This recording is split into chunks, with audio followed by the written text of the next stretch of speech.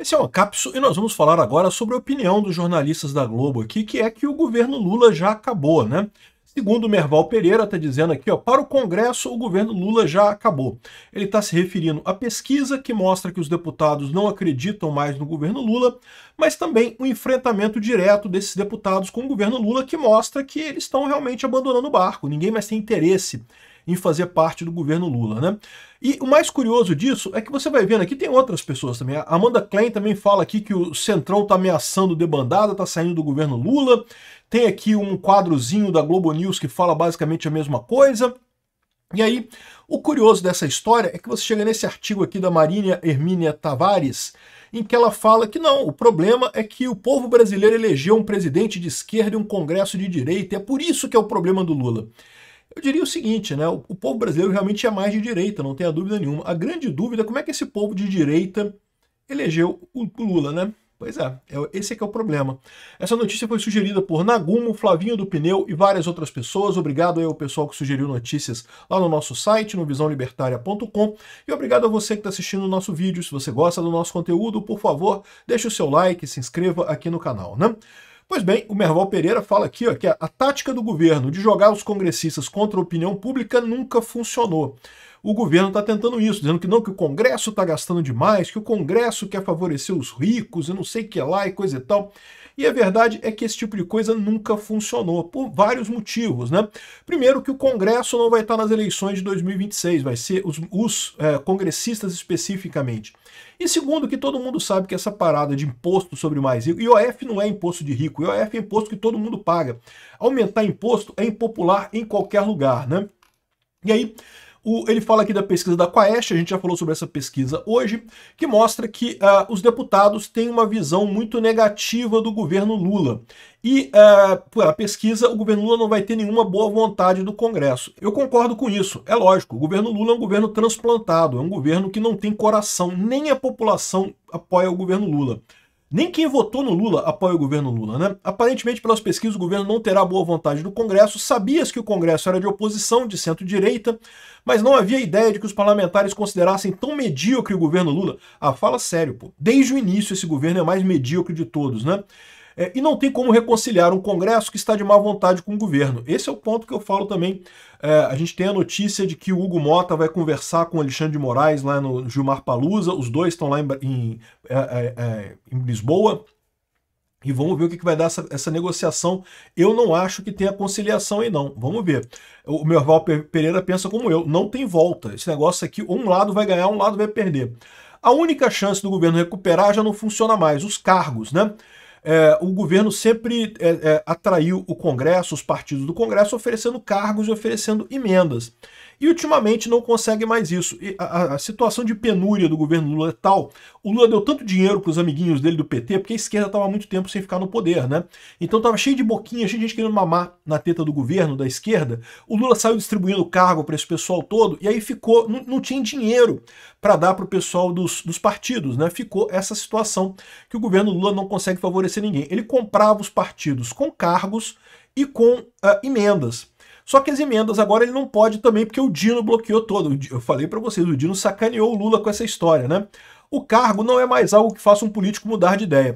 Mais do que isso, um cargo no início do governo até valia alguma coisa. Por quê? Porque o cara pega o cargo, sei lá, um ministério XYZ, e ele vai ter 4 anos pela frente para fazer um monte de projeto ali, um monte de roubalheira ali. Não tem ilusões, tá? Quando você fala de dar um ministério para uma pessoa, o ministério é dinheiro, amigo. O pessoal vê como dinheiro em caixa. Eles vão fazer um monte de projeto com um monte de corrupção, um monte de 30% entrando ali por trás e vão ganhar dinheiro. É isso que os parlamentares pensam, né?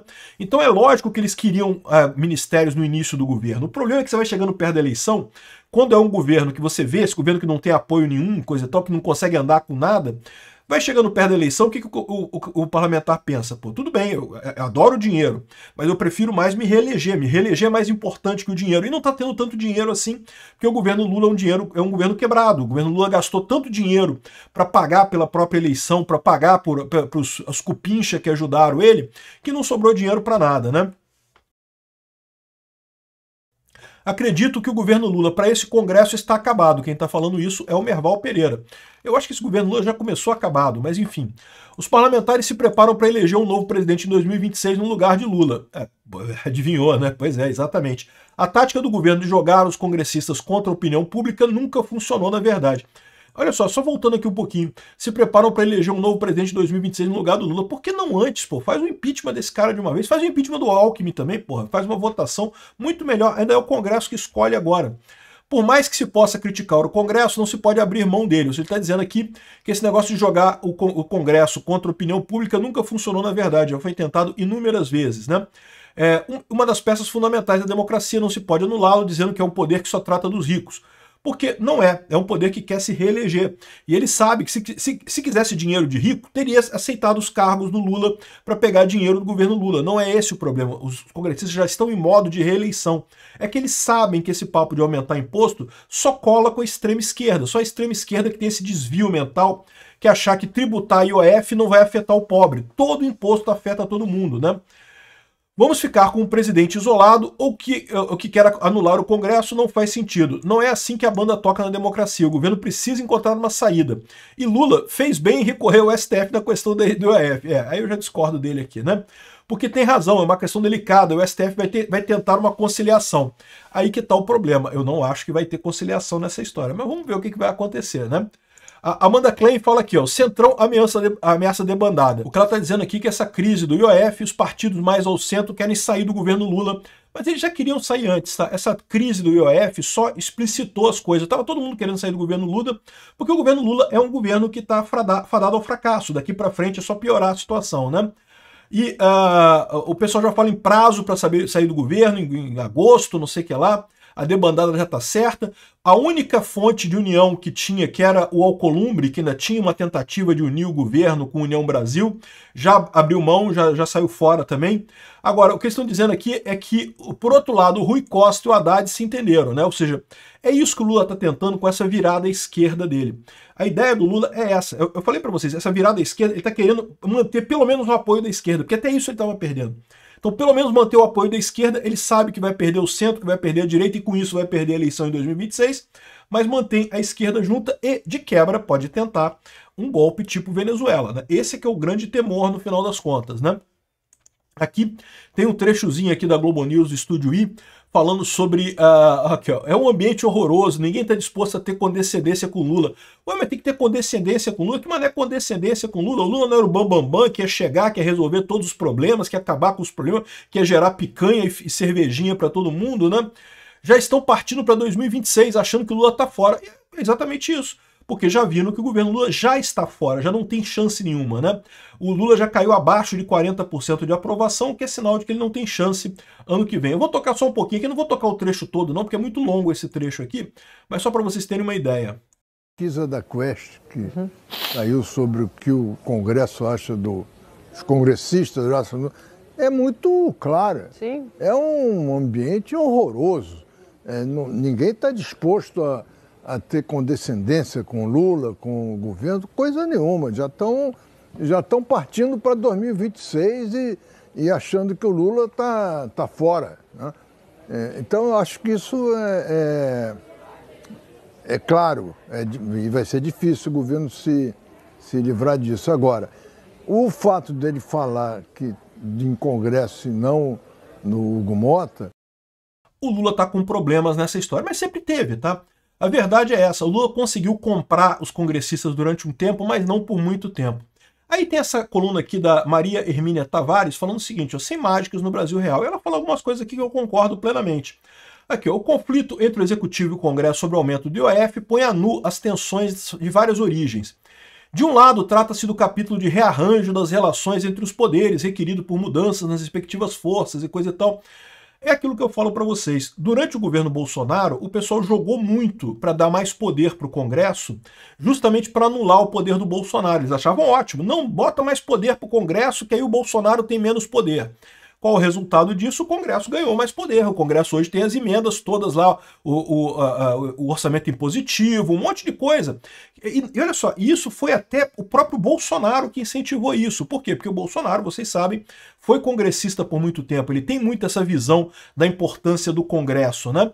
Então, toda essa coisa não foi por acaso. O Bolsonaro queria isso também. E o pessoal da oposição, na época, a esquerda, que na época era oposição, queria justamente tirar poder do Bolsonaro, então ótimo, deram poder para o Congresso. Agora que o Lula é o presidente, o Lula, pô, como é que pode? Agora eu não consigo mais mandar mais nada? Pois é, exatamente. O Bolsonaro promoveu mudanças que são mudanças definitivas no Brasil, né? A outra fonte de tensão é a política, e vem do fato de que o presidente Lula, de centro-esquerda, ser minoritário no Congresso e, por consequência, depender de uma coalizão de governo com grande participação de partidos da direita mais pragmática, né? E aí ele fala aqui que coalizões congressuais heterogêneas são difíceis de disciplinar, especialmente quando o governo deixa de contar com alguns instrumentos para ganhar o apoio de parlamentares. Não tem dinheiro para pagar, né? De toda forma, apesar das importantes derrotas sofridas pelo governo no Congresso, ele diz que o Congresso ainda apoiou o governo até aqui, mas é o que eu falo para vocês. No início do governo, valia a pena para o congressista apoiar o governo, porque ainda tinha, né, alguma coisa para ganhar com isso. Agora não tem mais nada para ganhar, né? Agora, além disso, é inegável que uma base congressual que inclua a direita pragmática limita o alcance das políticas de mudança ao gosto da esquerda. A discussão sobre ajuste fiscal e uma reforma progressiva de imposto de renda bem o demonstram. De toda forma, convém ter em mente duas realidades. Uma é que o conservadorismo do Congresso não é efeito espúrio no sistema eleitoral que perverta a representação, mas das inclinações do eleitorado. É o que eu tenho falado aqui. O eleitorado brasileiro é muito conservador, é muito religioso, por isso elegeu um Congresso mais à direita. E a tendência é isso aumentar daqui para frente. Né? A grande questão dessa história é como é que esse mesmo eleitorado conservador elegeu o Lula, né? Porque não faz sentido, você concorda comigo? Eu concordo que o eleitorado é mais conservador, por isso fez um Congresso conservador. Agora, por que não fez um presidente conservador? A explicação que eu tenho para isso é muito simples. O STF botou o dedão na balança lá. As propagandas, só podia propaganda de um lado, fake news da esquerda estava tudo liberado, fake news da direita cancela tudo, proíbe tudo, tira, multa, proíbe, não sei o que lá. Isso é botar o dedão na balança, né? Fizeram de tudo, todo possível, com a ajuda da Rede Globo, com a ajuda dos meios de comunicação para bombardear Bolsonaro 24/7. Eles criaram essa estrovenga que o Lula está metido. Mas foi isso que eles fizeram também lá nos Estados Unidos, elegeram o Biden também numa situação similar. E é um desespero da esquerda com essa perda de popularidade que não tem jeito. É inevitável. Ganharam mais um mandato do Lula? Ganharam, mas não vai levar a nada, isso ao contrário. Vai só queimar mais o filme da esquerda, como o Biden queimou nos Estados Unidos, como o Alberto Fernandes queimou na Argentina, né? Aqui, ó, enfim, o que ela fala aqui, ela tem razão nessa história. A questão toda é essa. E o Lula? Por que esse eleitorado conservador elegeu o Lula? Se você está dizendo que o Congresso ser de direita não é espúrio porque ele representa a sociedade brasileira que é de direita, então você quer dizer que o Lula é espúrio, né? Porque ele não representa a sociedade brasileira de direita, né? Pois bem, e aí você tem outras indicações disso. Tem essa matéria aqui que mostra como é que o engajamento da direita nas redes supera a esquerda, o centro e o centrão juntos. Ou seja, você pode somar todas as forças políticas do Brasil, a direita ganha com muita folga em termos de interação nas redes sociais. Isso representa a totalidade dos brasileiros? Não, não representa. As pessoas que estão nas redes sociais não são a totalidade dos brasileiros, como eu já falei para vocês, tem que tomar cuidado com isso. Tem muita gente que não está interessada em política, que nem discute política nas redes sociais, ou que está nas redes sociais e não discute política. Então, quando você fala de direita versus esquerda, centro e centrão juntos, você está falando das pessoas que interessam por política, que é um subgrupo das pessoas que estão dentro das redes sociais, né? Quem está lá para ver Big Brother Brasil não está nem aí para nada disso, né? Mas esse efeito é significativo exatamente pelo aquilo que eu falo. As redes sociais com a informação descentralizada fazem com que as pessoas troquem mais informações entre si. E quanto mais as pessoas trocam informações entre si, mais elas se percebem conservadoras e religiosas, como de fato são. A população brasileira é muito conservadora e muito religiosa. E acaba chegando nisso daí, né? E só para complementar isso daqui, ou seja, mostrando que tudo isso daqui é um desperdício. O governo Lula realmente foi uma tentativa desesperada da esquerda voltar ao poder e que já deu errado no final das contas, né? Por falar nisso, tem também o Lula foi no 2 de julho, né, que é um desfile que tem lá na Bahia, Independência da Bahia, muito grande. Tem um monte de gente lá, não é por causa do Lula, tá? É por causa do desfile de 2 de julho, é muito famoso lá na Bahia, o pessoal adora essa festa lá e coisa e tal. E o pessoal foi recebido com vaia, tá? Tá aqui, ó.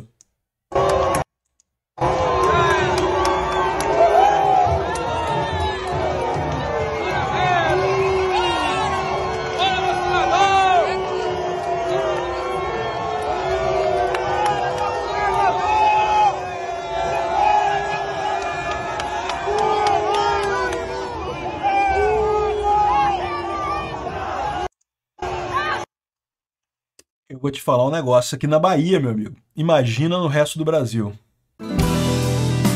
Obrigado por assistir o vídeo até o final. Além de curtir, compartilhar e se inscrever no canal, considere se tornar patrocinador com valores a partir de R$ 1,99. Clique no botão Seja Membro abaixo para saber as condições e vantagens de patrocinar o canal. Mais informações sobre o nosso projeto, visite nossos sites indicados na tela.